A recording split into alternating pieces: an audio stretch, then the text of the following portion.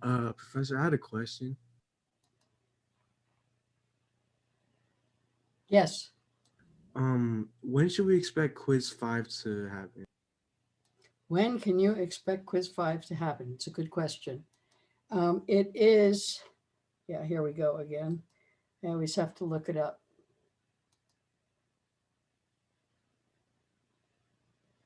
No, I guess I'm not looking it up there. Just hang on a second.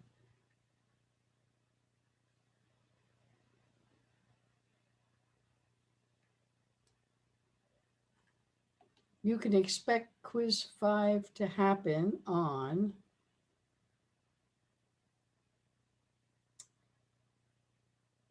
uh, right. You can expect quiz 5 to happen on, where am I here?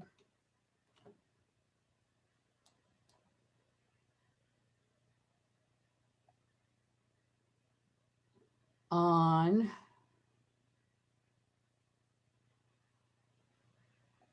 Chihuahua. Just a second. I got to look it up. The syllabus says it's on the 20th. Yeah, then that's when it is.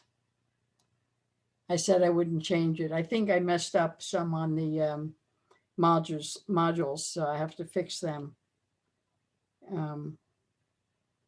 Yeah, the homework is due Wednesday. I don't think it says Friday anymore. It was supposed to be changed. That was a mistake. And it was supposed to be changed, so it's due tomorrow. Is that a big problem for anyone?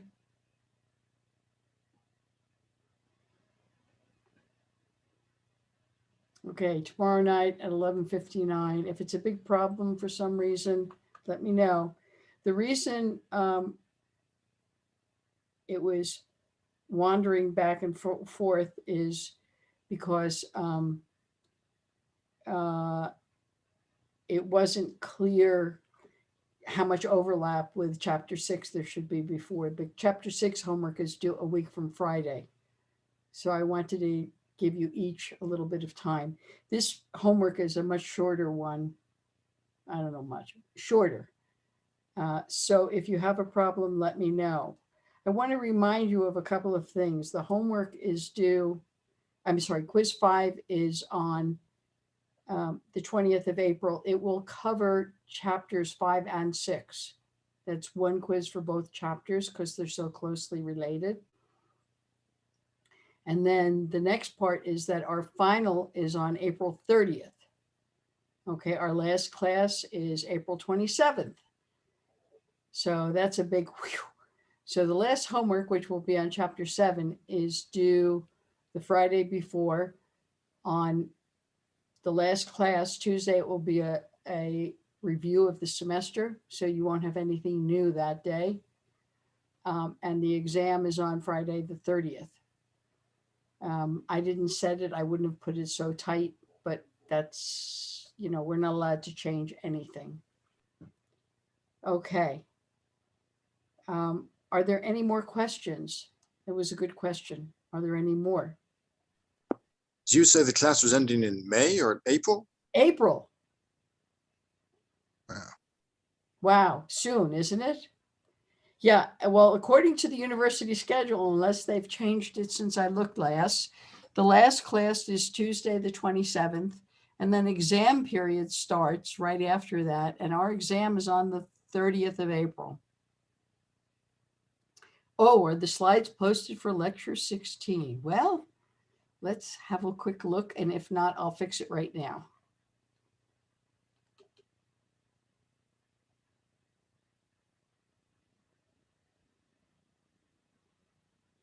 Good Lord, hang on a second here. Okay, we have test 30 April 13.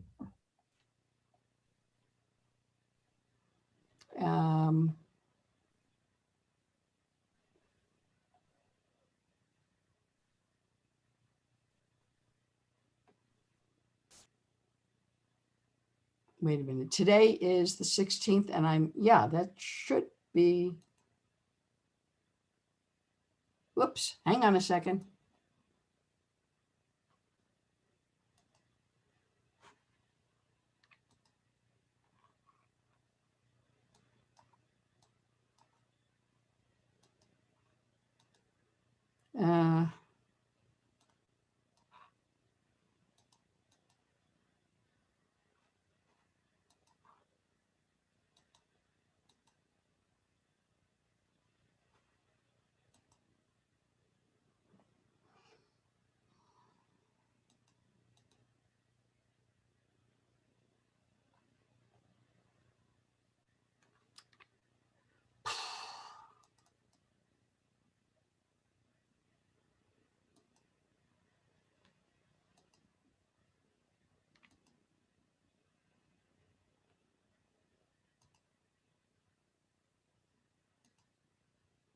I appreciate that you guys remind me.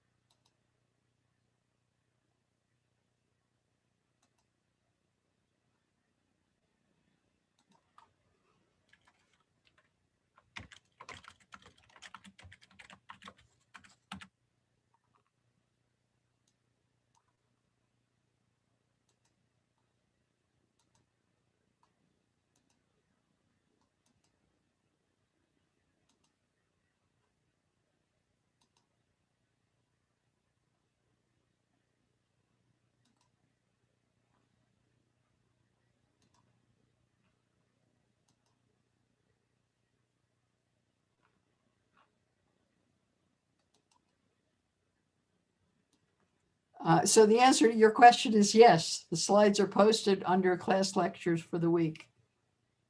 I'm sorry about that. No, the slides for the class are there, and I'm sorry about the delay. Okay, let's jump in. So I hope you all read the announcement that was on the web. So I was looking at the polls, and it is not my intention that you guys spend forever on this class. So I have made the pre-recorded lectures optional. Okay, and with making that optional, it means I also changed the pre-lecture quiz problem sets to be post-lecture problem sets.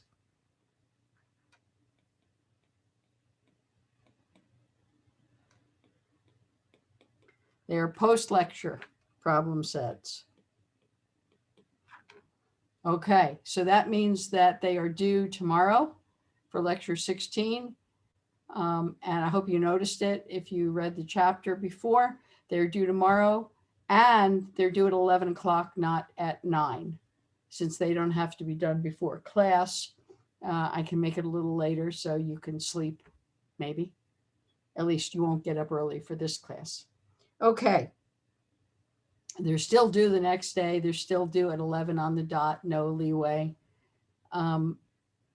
So what I wrote in the announcement is that I'm hoping that you still watch the pre-recorded videos, or at least that you look at the slides and look at all of the practice problems and examples that are in there. And if you try working those problems as extra, then you can see the answers, because you can look at the videos in exactly the places where they're done. So that gives you additional problems that you can look at, try out, then the additional ones over the ones in the book necessarily, or the ones I do. So I do some of the same ones now, since you're not required to look at it, but not all of them. In fact, quite a few are different. Okay. Are there any questions? I hope this offloads a few hours of work. Okay. So let's jump in. It's if there are no questions, I see nothing. Good. All right. So I wanted to remind you that the other day we talked about counting outcomes. And today we're going to pick up on that and continue. So I wanted to remind you that there are 4 basic ways of looking at how we count outcomes. Okay, so one is the question of, are repetitions allowed or not? The other is, does order matter or not? Okay, so as you can tell, those are 2 variables. Each has a yes or no answer. So when order matters and repetition is allowed, then it's an ordered list. Okay, if order matters, when repetition is allowed and order doesn't matter, is an unordered list or a bag. It's easier to call it a bag because the word list connotes in some people's minds that it matters. Okay, if there are no repetitions allowed and order matters, then it's a permutation. And if order doesn't matter and no repetitions are allowed, it's a set. Okay, remember, a set you can look at and say, well, I see the same element twice, so it's a bigger set. And the answer is no, no, no. In a set, every element appears once. And if you write it twice, it still is there once. Okay, so a set is different than an ordered list or an unordered list. Okay, all right, let's jump. Let's try a practice problem here. Okay, this is from the work we did the other day. 8 women and 5 men are running for president and vice president of their club. How many ways are there to choose a winner for the president? How many ways? Well, there are 13 people in the club, so that means there are 13 ways to choose a winner. Okay, you're picking one person. How many man versus women pairs can we make out of that? Now here we're pulling this apart a little bit. Let's look at this. Okay, so we have to pick one man and one woman. So how many ways are there to pick men?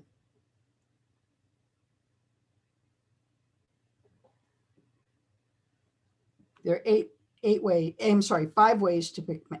5 ways to pick men. And how many ways are there to pick a woman?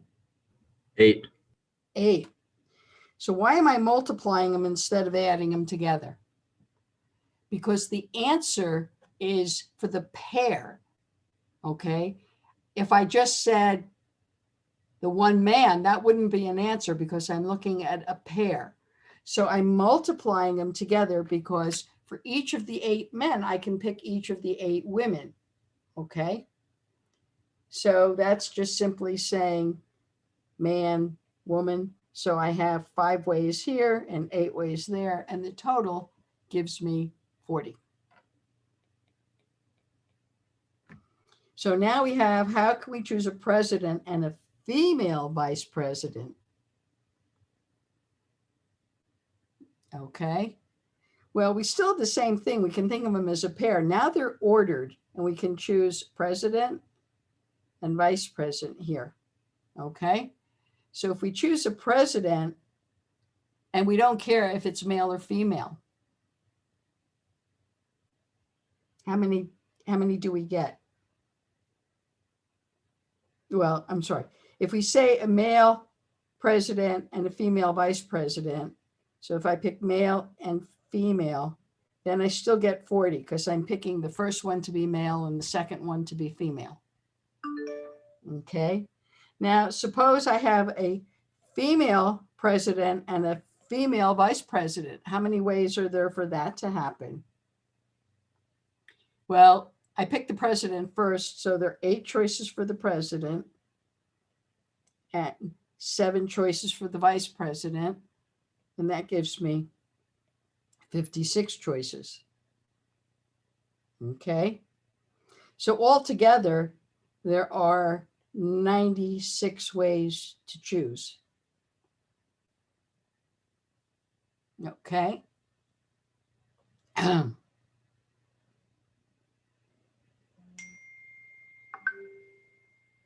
Okay. How many ways to choose a president? President doesn't have to be male or female. Okay, good. Are there any questions about this one?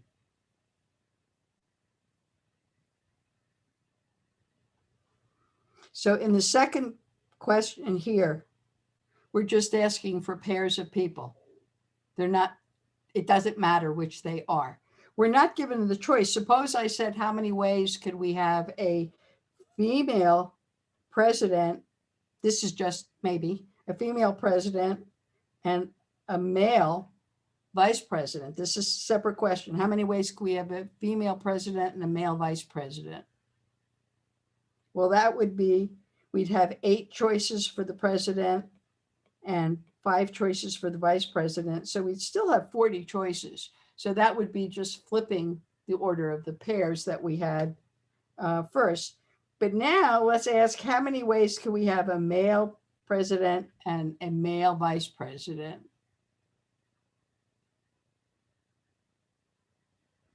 Well, that would be, we'd have 5 choices for the president times 4 choices for the vice president, and that would be 20.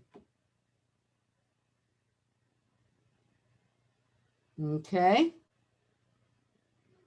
Unfortunately, in our history, this is what we've had as a country until now. Okay. Let's not get into that. Okay. Suppose we have another problem here. We want to write a list of 7 numbers without repeating any. Okay? 7 numbers without repeating any. When I see a list and without repeating any, okay, what do we have? We have permutation.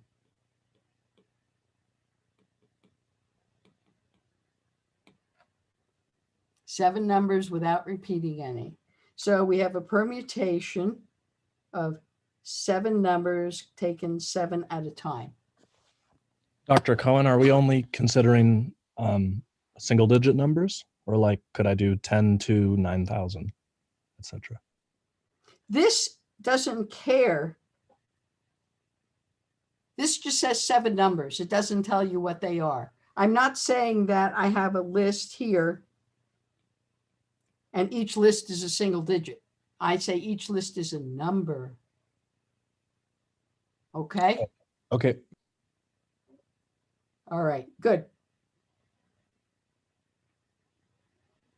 We say, what if the first 3 numbers in the list have to be even? Okay. Now we have a problem.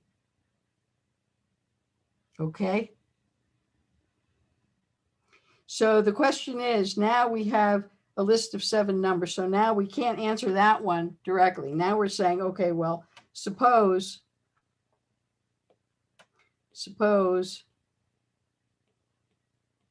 we have a sequence. Okay, so we have, now we care about it. So we start out and we say the numbers are a sequence. So we can start out and say even plus 1, etc. Okay. So in that case, if I have 7 numbers, I have 4 even, 3 odd. And now I'm going to roll them around, and I have to roll them around so that the first 3 are even. Okay. So if I roll them around so that the first 3 are even, then I have the permutations on 4 things taken 3 at a time. And then for the last 3, they're odd. So then I have the permutations of 3 things taken 3 at a time. And I multiply them because I need all 7 to make one answer. Now, if on the other hand, I start out and I have odd plus 1, then I have 4 odd and 3 even. Okay, in that case, then I have, for the first one, I have the number of permutations of 3 things taken 3 at a time, times the number of permutations of 4 things taken 4 at a time. Okay. So we get different answers because I didn't say, yes, David. On that first permutation series, how does the extra even come out? Because we choose 3 on the first permutation.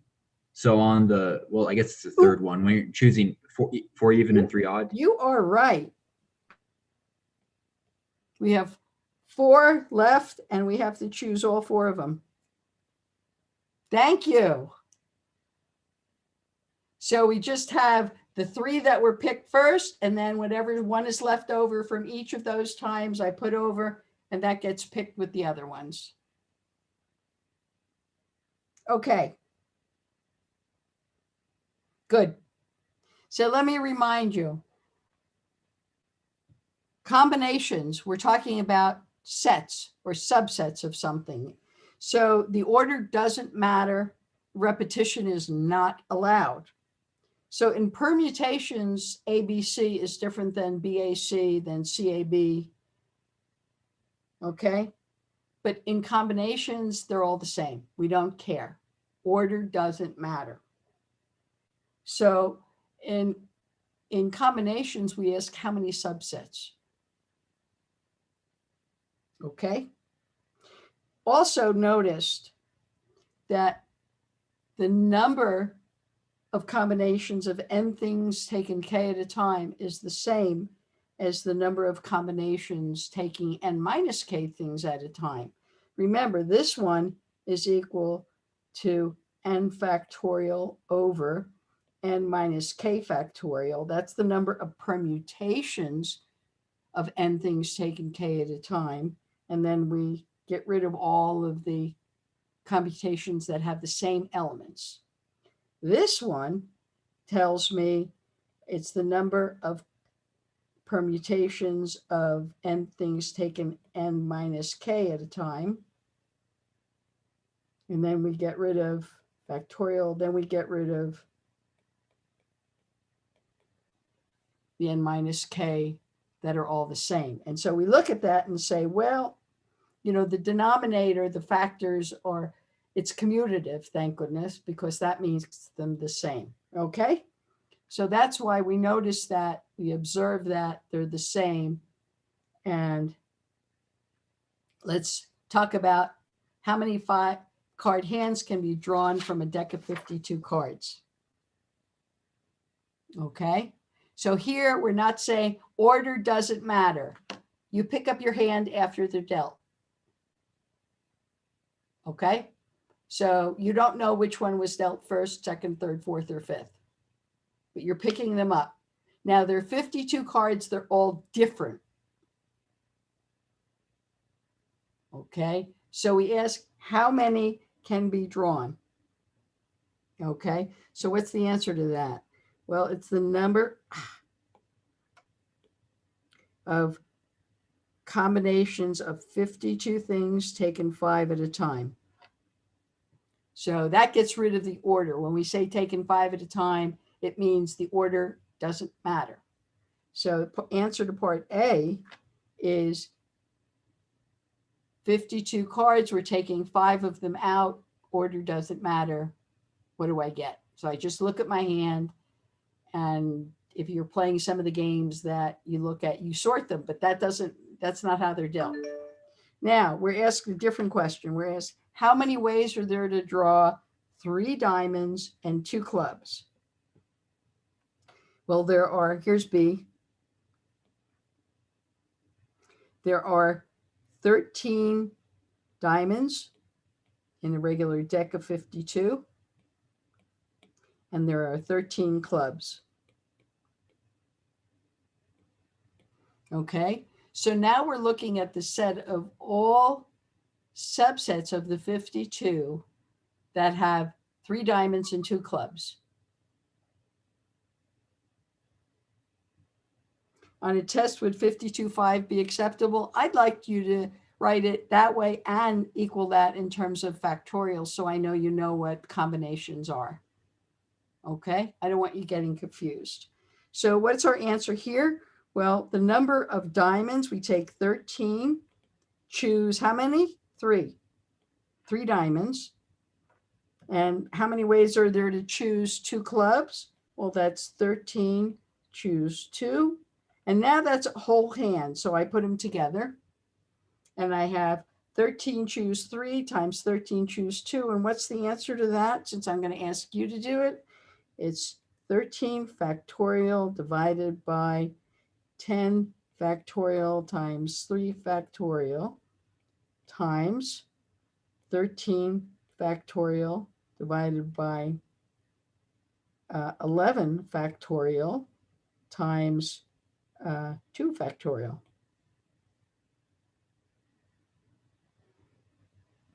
Okay, lots of ways to get hands like that. Good. Is that clear to everyone? Let's move on. So the binomial theorem, you look at that and say, what's that got to do with anything? Well, it wouldn't seem to be, but it actually shows up in lots of places. So let's think about this for a second. And if we think about it, we're looking at if I want to raise a sum of two things. So this is a little more general than what you see in the book. This says I want to raise x plus y to the nth power.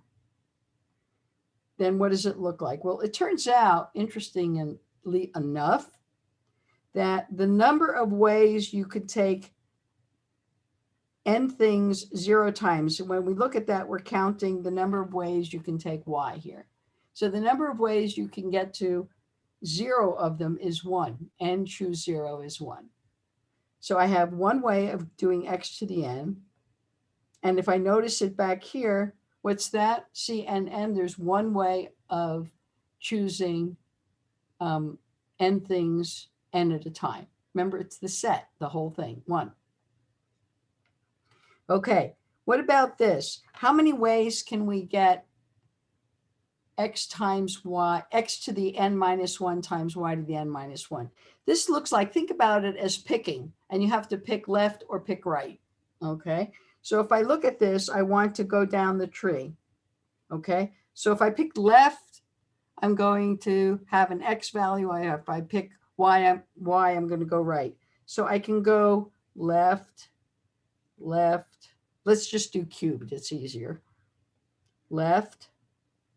Or I can, and then I can go, I'm sorry, we're going to do quadratic if the way I did it there. And then we're going to go right, y. So that's going to be x cubed y.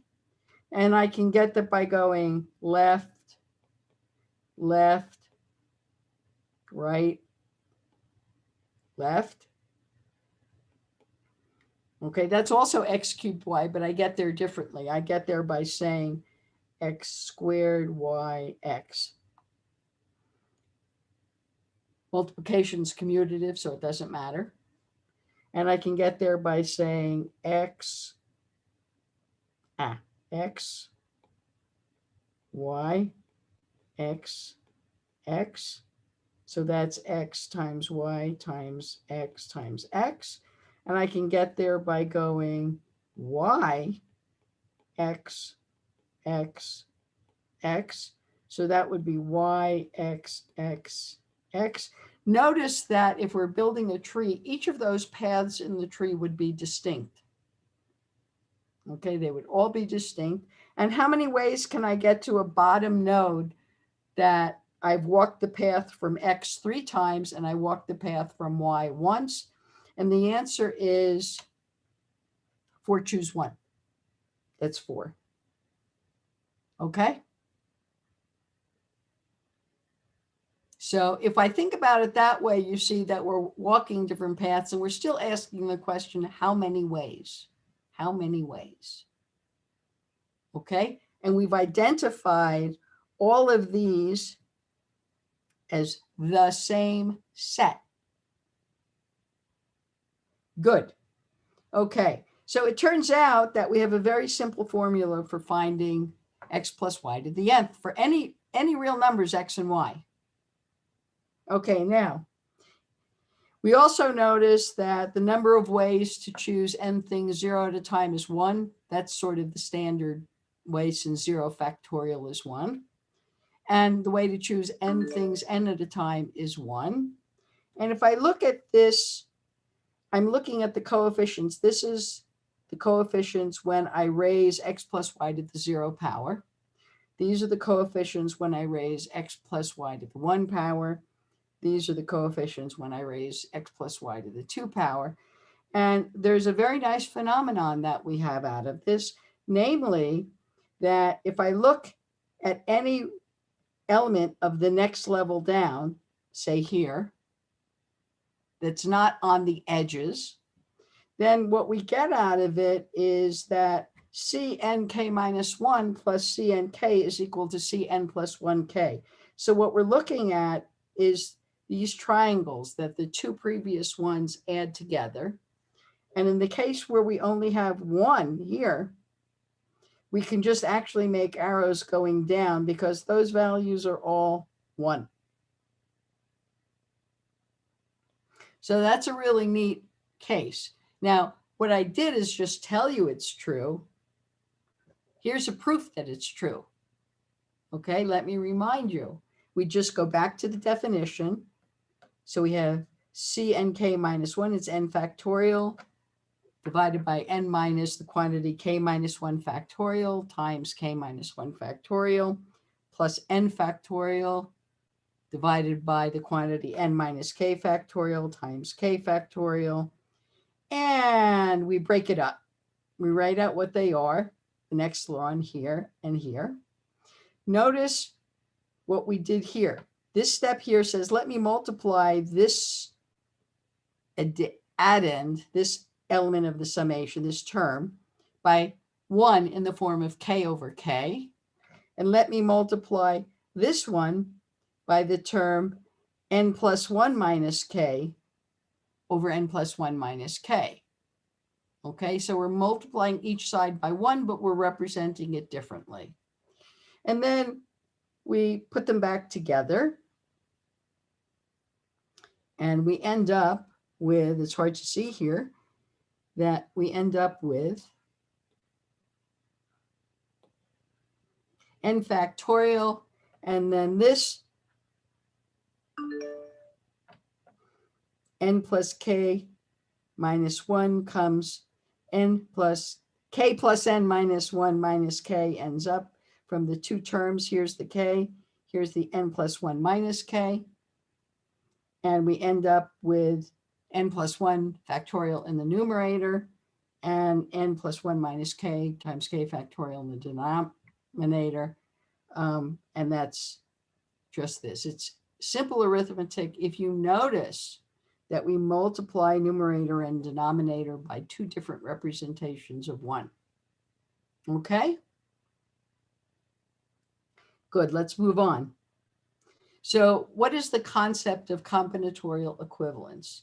So combinatorial equivalence is the concept of a one-to-one correspondence between finite sets and recognizing the two sets are the same size. So sometimes it's much easier to think about the equivalent question than it is to think about answering your original question. So we have some examples of it here, and they're represented usually in bags. It's much easier to think about bags in different ways. So we have two questions here.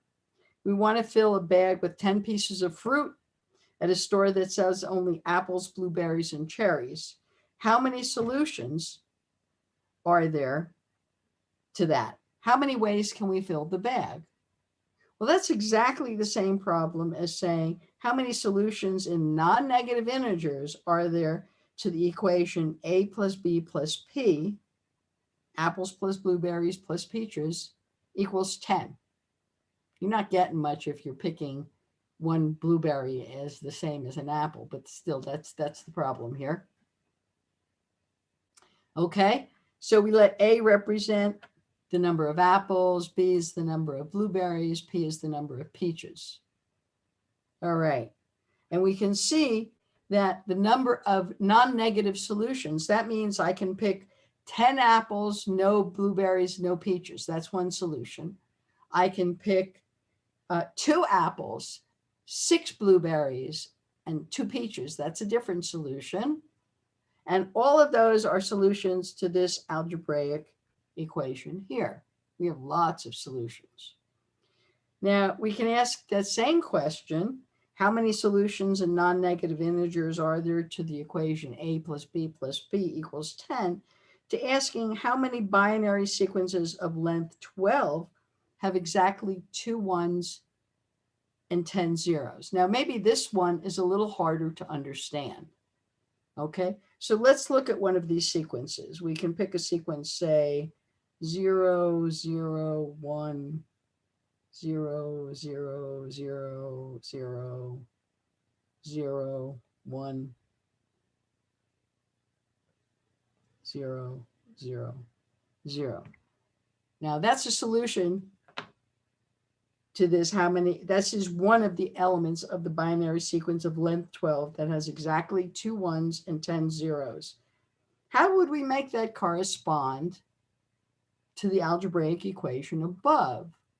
Well, the way you do it is you notice that if I consider the zeros as groupings, I have 2 zeros, and then I have, gosh, I hope I have 5 zeros, and then I have 3 zeros. So I have 3 groups here, and the correspondence is each group corresponds, the first group corresponds to the number of apples, the second group corresponds to the number of blueberries, and the third group corresponds to the number of peaches. Okay, so this is really cool. It's much easier to ask the question, how many binary sequences of length 12 have exactly 2 1s in it, than it is, how many binary sequences of length 12 have exactly 2 1s in it?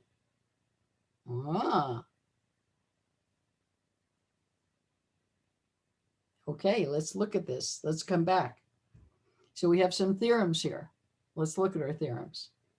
The number of binary sequences with R1s and N minus R zeros, R1s and N minus R zeros, is the number of combinations of N things taken R at a time, which is equal to the number of combinations of N things taken N minus R at a time. So this one, for our case before, how many things did we have? We had 12 binary locations, and we were taking, let's say, 2 at a time. Okay, we were taking 2 at a time, and we were putting 1s in those locations. And we then had 10 places that we were putting zeros. The other way of thinking about it is I'm counting the number of zeros. That's the number of fruit I'm going to have, and I'm going to have 10 zeros and 2 1s. And now I have to figure out the groupings. Okay? What if in this problem here, I had the example that said 1, 1, 1, 0, 0, 0, 4, 5, 6, 7, 8, 9, 10. I hope I got that right. What kind of a bag of fruit would that be? Well, I'd have no apples because there are no groupings of 0 before the first one. I'd have no blueberries because there's no grouping of zeros between the first one and the second one. And I'd have 10 peaches. Okay, so that's a totally legitimate example. Okay, so here's our example. Here's our lemma. And the lemma says the following 3 questions have the same answer for all natural values of N and R. How many unordered lists with repetitions are allowed? How many bags of size R with entries from a set of size N are there? That's our theorem 1 directly. How many non-negative integers of solutions to the equation x1 plus x2 plus x3 up to xn equals R are there? Remember, we can think of those as being the number of different kinds of fruit that we were picking. And then how many binary sequences of length R plus n minus 1? N minus 1, remember, is the number of 1s you're going to put in there. The number of 1s that are going to separate the groupings of fruit with exactly R zeros are there. Okay, and then we have theorem 3 that puts theorem 1 and theorem 2 together. And theorem 3, I only wrote down one of them. Theorem 3 says that given the natural the numbers n and r, the number of solutions to the equation x1 plus x2 up to xn equals r using non-negative integers, that means 0 is allowed, is the number of combinations of r plus n minus 1 things taken r at a time. Now, lest you get confused, let me explain here. The order matters of where you're putting the ones in your binary sequence, because that tells you how many of the first type of fruit, how many of the second. It doesn't tell you the order that they go in the bag doesn't matter. That's irrelevant, but it tells you how many of each group of fruit. So in that sense, when we're looking at the binary sequences, they're ordered. We have to know where the ones are because they're separating the numbers of fruits. Okay, so 1, 0, 0 is not the same as 0, 0, 1. Okay. All right. So here's an example. Let's do it. Practice problem 4. I purchase a bag with 12 pieces of fruit. What does that tell you? That tells you R equals 12. 12 pieces of fruit from a store that sells apples, bananas, peaches, oranges, pears, and pineapples. So how many different kinds of fruit are being sold? 1, 2, 3, 4, 5, 6. So N equals 6. Okay. Describe the equation and binary sequence that would represent these bags. First of all, let's just say, how many different bags of fruit can we have? Well, we can have the number of combinations of 12 plus 6 minus 1, taken 12 at a time. So we have lots of different bags of fruit. We're not going to list them all. Okay, so now we ask, what is the equation and binary sequence that would represent these bags? 2 of each kind of fruit. So that would be, the equation would be 2 plus 2 plus 2 plus 2 plus 2 plus 2 equals 12. So that says there are 2 apples, 2 bananas, 2 peaches, 2 oranges, 2 pears, and 2 pineapple. Order matters. Okay. 6 apples and 6 pears. Nothing else. What do we get then? Well, apples are first. So we have to have 6 apples plus no bananas plus no peaches plus no oranges plus 6 pears plus no pineapples equals 12. And finally, we'll do the binary sequences in a second. Finally, 12 oranges. So oranges are the 1, 2, 3, 4th things down. So we have 0 plus 0 plus 0 plus 12 plus 0 plus 0 equals 12. Okay, so those are the equations. Now, what are the binary sequences that go with them? Well, we got to have 0, 0. That's our first grouping. Then we have a 1. Then we have 0, 0, and then a 1. 0, 0, and a 1. 0, 0, and a 1. 0, 0. How many groups? 1, 2, 3, 4, 5, 0. 1, 0, 0. How many groups do we have? We have 6 groups of 2 zeros each, separated by 1. Okay. Now, what if we want 6 apples and 6 pears? So 6 apples is 1, 2, 3, 4, 5, 6. That's the end of the apples. We have no bananas, so that's another 1. We have no peaches, that's another 1. We have 6 pairs, so now we go 0, 2, 3, 4, 5, 6 pairs, and no pineapples. Okay? Good. The last one I'm going to squeeze in here, 12 oranges. That means we have no apples. So we have a 1 in the first place because there's nothing in the first group. We have no bananas. We have no peaches. We have 12 oranges. 1, 2, 3, 4, 5, 6, 7, 8, 9, 10, 11, 12. We have no pears and no pineapples. Okay? Faze, yes.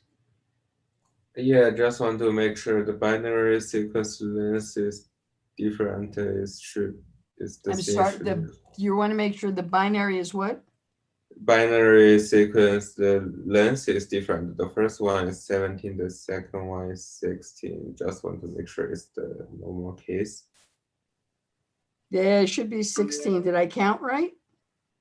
The first one is 17, but the second one is 16. Then I did something wrong. 6 apples and 6 pear. Well, we had 6 apples, 1, 2, 3, 4, 5, 6. We have a 1 then. We have no bananas, so there's 0 places in between. We have no peaches, there's 0 places in between. Oops. We have 0 oranges. Thank you. We have 0 oranges. I messed that up. Don't you do things like that. Count carefully. Okay, let's look at the next part of that problem. Describe the bags and the equations corresponding to these binary sequences. Let's look at the first one. I'll leave the other 2 for you to do. Okay, what does the first one say? How many apples do we have?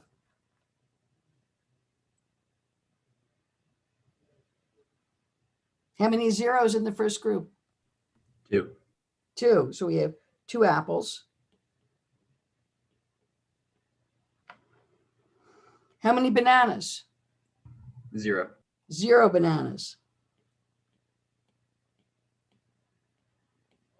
Okay, so this would be the place where the bananas would go. There aren't any. And then what's the next group? 2 peaches.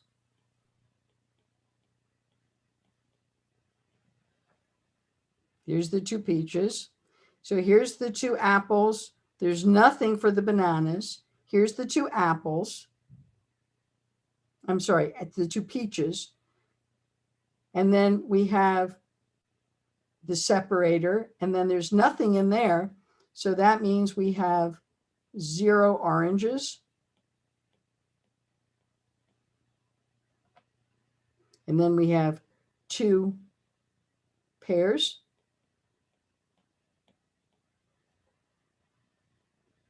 Boy, I'm hoping I'm counting this right. Here's the 2 pears. And then we have 1, 2, 3, 4, 5, 6 pineapples.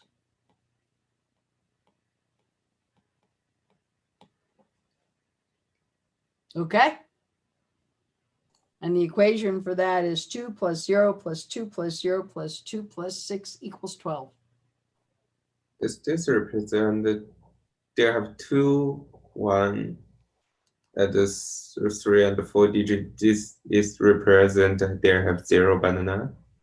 I'm sorry. If there are 2 ones together, it means that whatever the fruit that would have been between them, the number of zeros tells you the number of fruits. And if there are no zeros there, it tells you there were no fruits picked.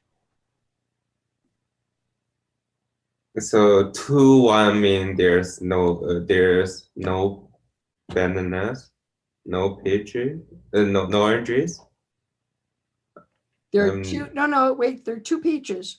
So I have, let me try and mark it more clearly here.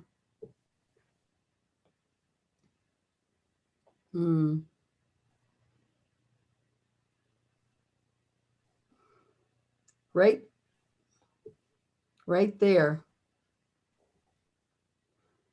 Whatever should be between them, we have 0 fruit. And whatever between those two, we have 0 fruit.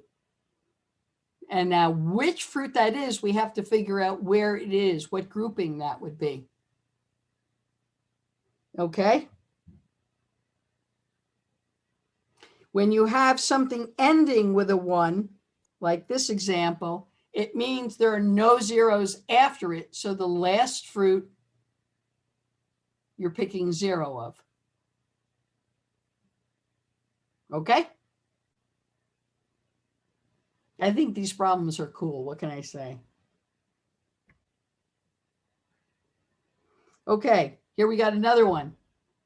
Now this is slightly different. This says we have how many bags of 15 pieces of fruit can be purchased at a store that carries apples, peaches, pears, kiwis, and dates.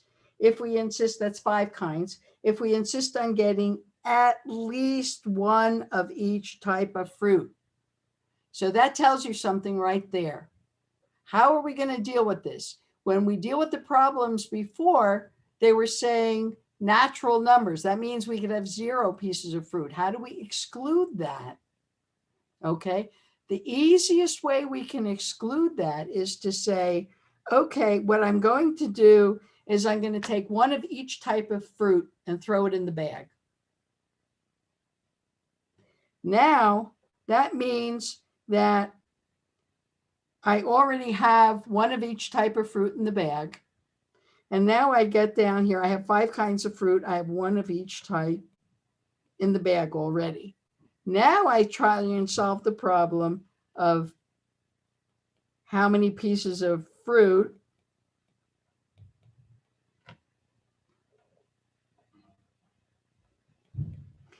how many are left? Well, I only have 10 left because I already took 5 pieces of fruit. So now my problem says I'm solving the problem.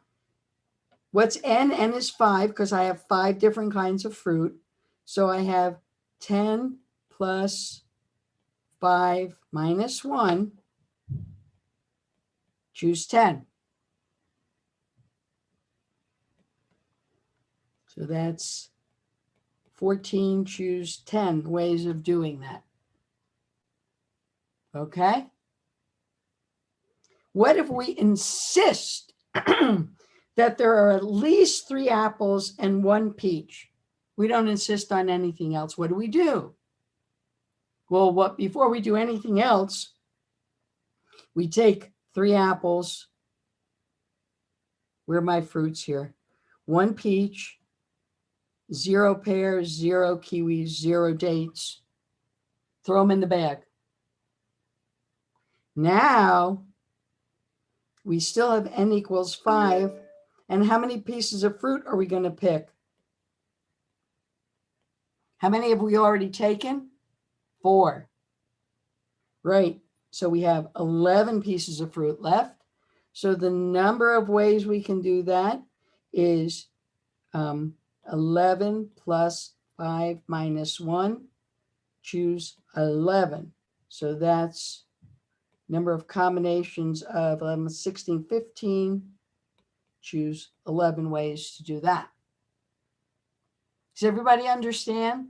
So when you're picking things, when you're saying you have to have at least, notice the words at least.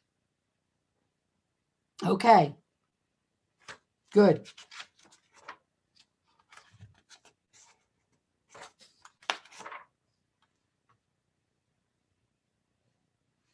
So let's have another problem here. This is an example, so we're going to just do it together. How many different outcomes that sum to 14 are possible if a regular 6-sided die is tossed 4 times? Okay, this is a different kind of problem. Let the value of roll J be xj. We want to solve the number of ways that x1 plus x2 plus x3 plus x4 can equal 14. Now we have two constraints. We have the constraints that each value of x has to be greater than 0, because the faces on the die say 1 through 6, and it has to be less than 7.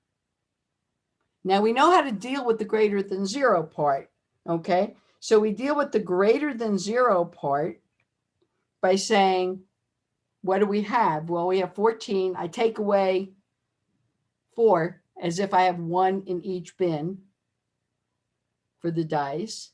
And now I say, well, I have 4 different rolls. So I have 10 plus n minus 1 is 3. Choose 10, or the number of ways that where each variable is greater than 0. Good. Now we have to guarantee that each variable is less than 7. Okay, so then means we have to subtract away the times where each variable can be bigger than 7. So we look at it and say, well, what if x1 is greater than 6? Okay, in that case, we subtract 3 off for x2, x3, x4, because they have to be greater than or equal to 1. And x1 is 7. So now we get r is 4. So 4 plus n minus 1 is 3. Choose 4 equals 35 different ways. And then we do the same thing when x2 is equal to 7 or larger. And then we do when x3 is 7 or larger, and so forth. Okay, now, so there are 35 different ways for each of them. Can both of them, can 2 or more be larger than 7? I mean, larger than 6. Well, if 2 were larger than 6, we'd have their sum equal to at least 14. And we'd have 0 on the other dice, and we can't have that. So you have to get through and say, it's not possible. You can only have 1 being larger at a time. So that means if we add up all the ways for each of them being 1, we have 140 illegal counts possible. So the total number is 13 choose 10 minus 140. Okay. Now, suppose instead of saying we wanted them to add to 14, suppose we said we wanted them to add to 17 or 18. Okay. Then it would be possible to have 2 having values of 7 or more. So what are we doing here? We have to use the principle of inclusion exclusion. Okay. Okay. Let's do another problem here. Oops, I forgot. We'll take our break. I'm sorry it's a little late. Take a break. Take 5. Come ask me any questions you want.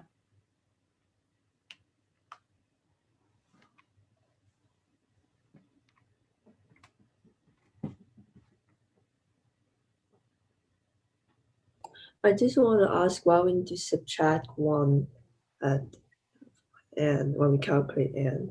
I'm sorry, can you say that again? Oh, I just want to ask, why we need to subtract 1 when we're calculating n?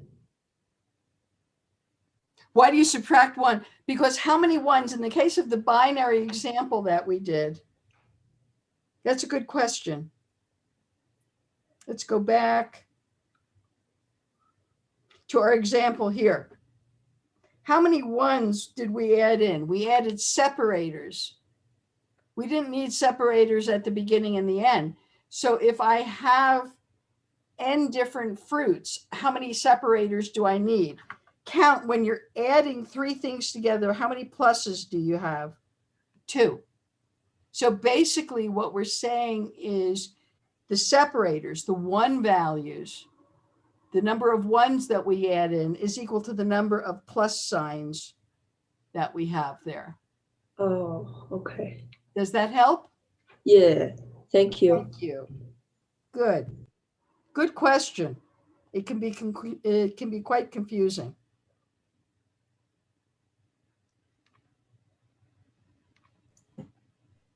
You mean the one sometimes is able to the plus sign? I'm sorry? I mean, you said the one is sometimes is like the plus sign, like the separator. No, it's used as a separator. Okay, so when you're adding three numbers, you have to have two plus signs. When I have three groups of fruit, I have to have two separators. They are similar in that way. It's not that a one becomes a plus or anything like that. Plus becomes a one. It's that we have to have separators between the groups.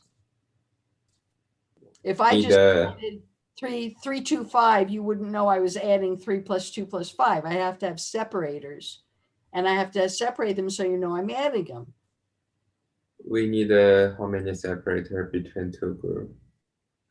We need one separator between two groups.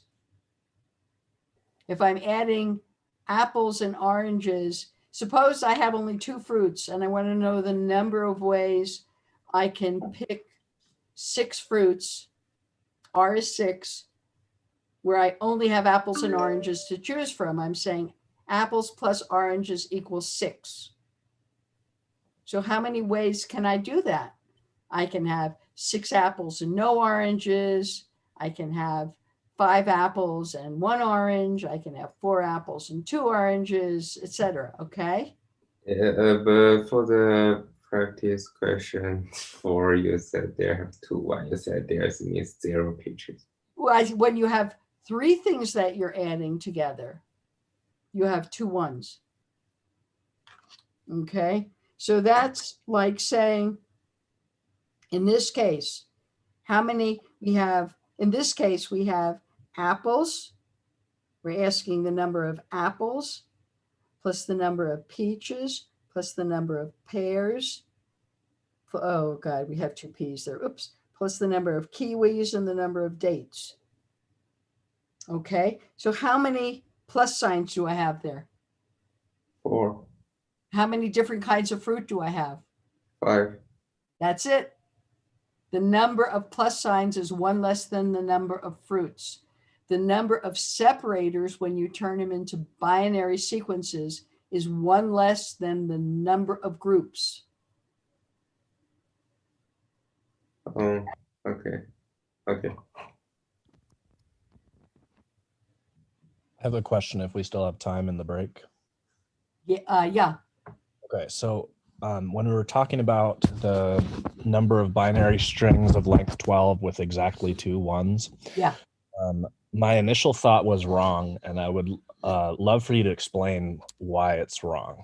Okay. Give it a Okay. try. So I have a list of length 12, and my thought was I was thinking of it as like you pick somewhere to put the first one, and there are 12 options. And then you pick somewhere to put the second one, and there are 11 options.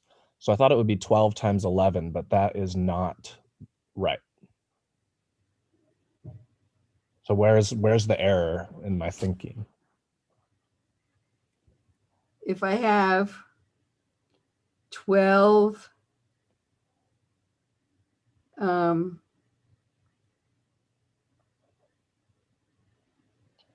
Because it ends up being 12. we had 12, 10, right? Yeah, a length. Well, A- remember, that's the same as 12, 2. The Right. number, okay, so the number of ways, so what's that equal to? That's 12 factorial times 10 over 10 factorial times 2 factorial. So it's 12 times 11 over 2. Oops. I canceled that out, right? Yes.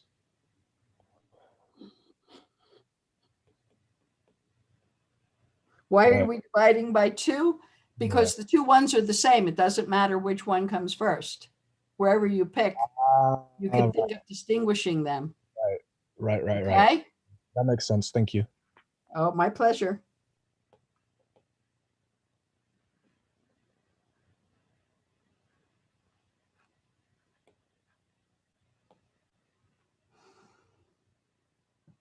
Because for each case, there's an equivalent case that's not distinguishable. So half of them are the same. Yes. That makes sense. Thank you. Okay. And if you're picking more than 2 ones, then you have more cases that are indistinguishable. Okay. If I was picking 3 ones, I would divide by 3. Well, no, you divide by 6 factorial, 3 factorial. So if you did that, if you had 4 kinds of fruit and you wanted to pick 10 of them, you'd have 10 plus 3 is 13, choose 10, which is equal to 13 factorial over 10 factorial, 3 factorial. So there you'd be placing 3 ones and you'd have 6 different ways that were the same because you weren't distinguishing between the ones. You could say 1A, 1B, and 1C. And then you'd notice that wherever you put, if you had a 1A in place 2 and a 1B in place 5 and a 1C in place 7, that's the same looking sequence if you had a 1A, 1B and whatever. I just said the same 3 places, but flipped them. That So you're makes taking away the number of permutations of the 3 things. that makes sense. 3 places. Thanks for- Okay. Yeah. Thank you so much. Okay. Let's get going then. Time. Okay. How many ordered lists of 10 letters chosen from ABC have exactly 3 A's? How many have exactly 3 A's have exactly 4 B's? So let's look at this. Since the A gets used 3 times, how many ways can we choose 3 things where we put the letter A? Now there are 3 different places we're going to put the letter A. Okay, so they're different, but the letter we're placing is the same. Out of 10 spaces, well, it's 10, choose 3.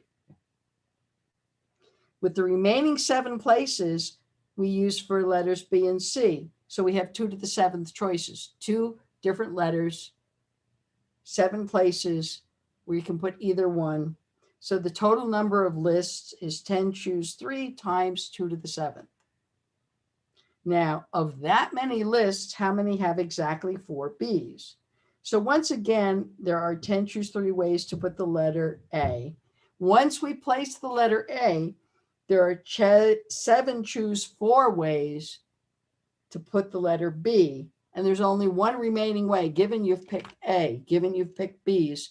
There are only 3 spaces left for C's, so there's only one way to do that. So the number of lists are 10, choose 3 times 7, choose 4. And if you wanted, you could say times 1, choose 1. There's only going to be 1 C left, and there's only one place to put it. Okay. We got a practice problem here. We have 3 members of a 20-person office are carpooling. They insist on never working separately, and the boss accommodates them. Whenever one is on a committee, all 3 must be. How many 7-person committees can be formed that include them? Well, let's ask a simple question. How many 7-person committees can be formed altogether?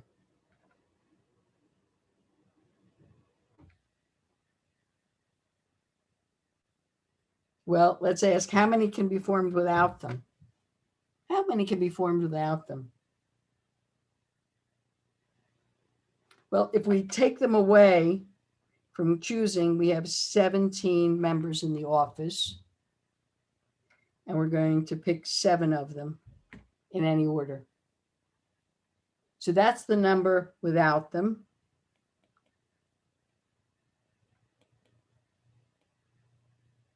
Now, what about with them? What do we do if we're going to do with them? How would we talk about that one? Well, we talk about them one by saying, I'm going to count them all as one.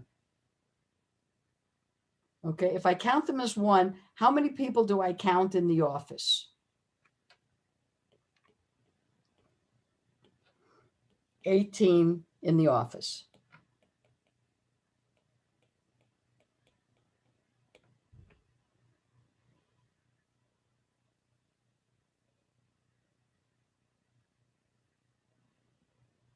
Okay. Now, I have 18 in the office, but now I'm counting the number of committees with them. So now I'm back to counting 17 people. But now, what's the size of the committee?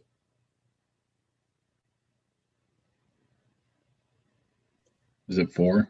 Yes, very good.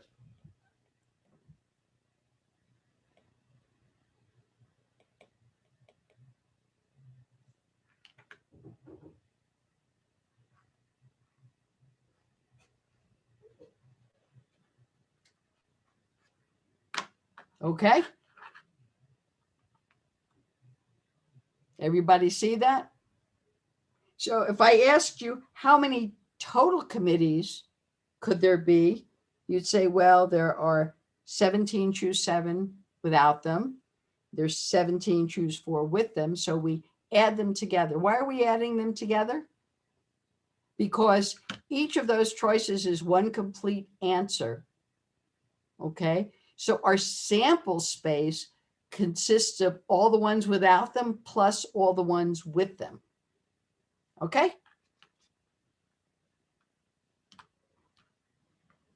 So including them is 17, choose 4. Yes, that's exactly right. We don't have 5 people on the committee. We have 4 plus the group. Grant, yes. So the 18, we never use that in solving the problem. Right. Don't need it. Okay, thanks.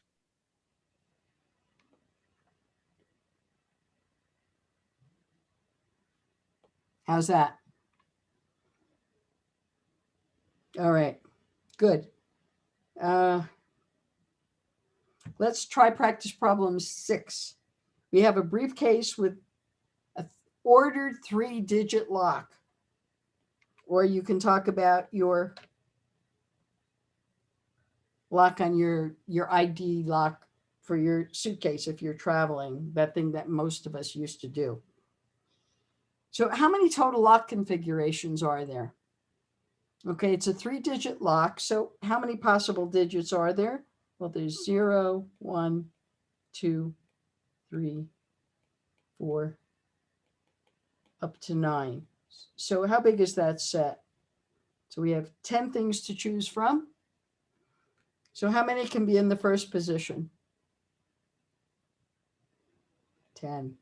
How many in the second? 10. How many in the third? 10. So we have 10 cubed possibilities. Now, mind you, that's not very many. And that's why suitcases get broken into a lot, because that's only 1,000 choices. It's easy to roll through all of them. How many configurations have no repeated digits? No repeated digits. What do we have there? We have an ordered list, no repetitions. What does that say? That says permutations. So permutations of 10 things taken 3 at a time. All right. What's our next one? How many configurations have the digit 4 appearing exactly one time? Well, where can the 4 be? If it appears exactly one time, it appears here. How many choices do I have for the second place?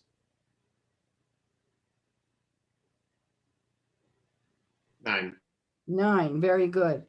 How many choices do I have for the third place? 9. Good. So I have 9 times 9 is 81 times 4 is 324 choices. Do I get that right? Yeah. Okay, good. Now, what if it's not in the first place, but it's in the second place? How many choices are there for the first place? 9. Good, 9. And I have 9 for the third place. I have 324 more choices. Okay, what about the third position? Well, that meant I had 9 for the first and 9 for the second. So I got 324 more. David. Yeah, I just saw some people mention this in chat too, but wouldn't it be 81 for the probability for all three of those? Because we wouldn't multiply by the 4, because that's just. Oh, God, that's so good. I'm glad I was multiplying by 4. That feels much better. Good Yeah. job. And couldn't you just multiply the 81 by 3, choose 1? Yes.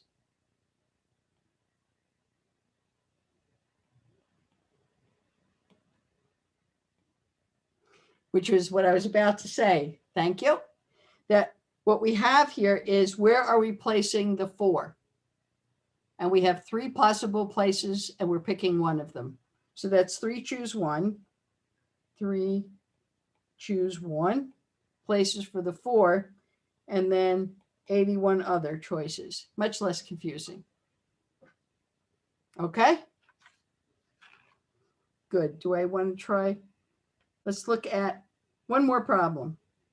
How many ways can we write a list of 7 numbers out of 1, 2, 3, 4, 5, 6, 7, 8, 9 without repeating any? So that's easy. That's the number of permutations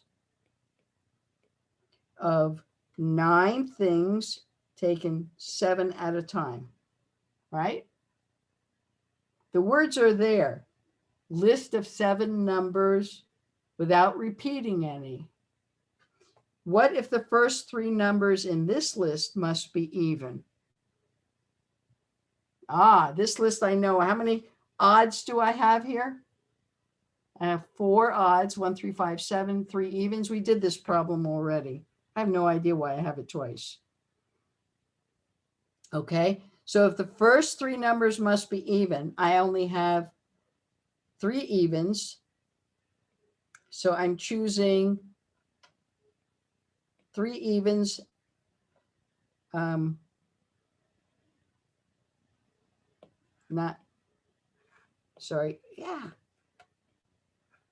It's the number of permutations of 3 things taken 3 at a time, because they in the first 3 slots. Now I have 4 slots left. Wait a minute. How many evens do we have? 2, 4, 6, 8. I take it back. We have 4 evens, and we're taking 3 of them at a time. And now we have everything that's left. So now we have times the set of permutations of 5 things taken 4 at a time. So that's the 5, 6 thing. Wait a minute. Am I getting the right numbers here? 6 things taken 4 at a time. I have 6 digits left after I pick the 3 to go in the first 3 places. And then I have to pick 4 of them for what's left. Okay. Okay.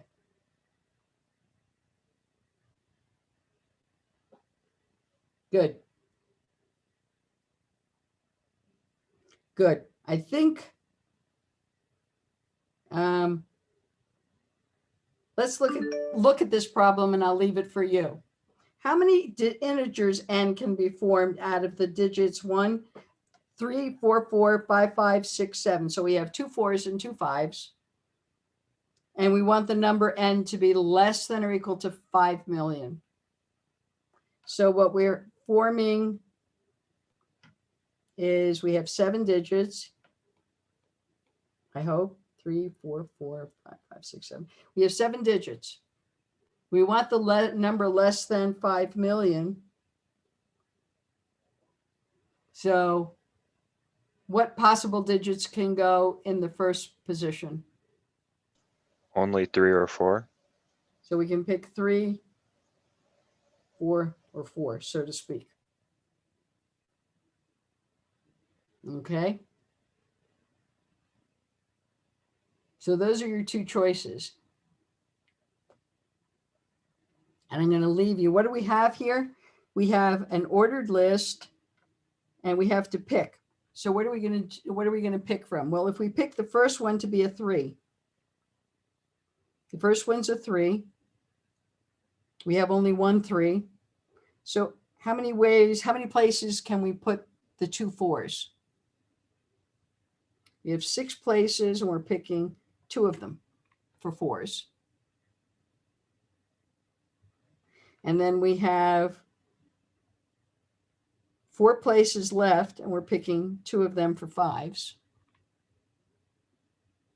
And then we have 2 places left. We're picking 1 of them for 6. And then, whoops, that's a C. And then we have 1 place left and we're putting the 7 there. So if 3 is the first digit, okay. So if 4 is the first digit,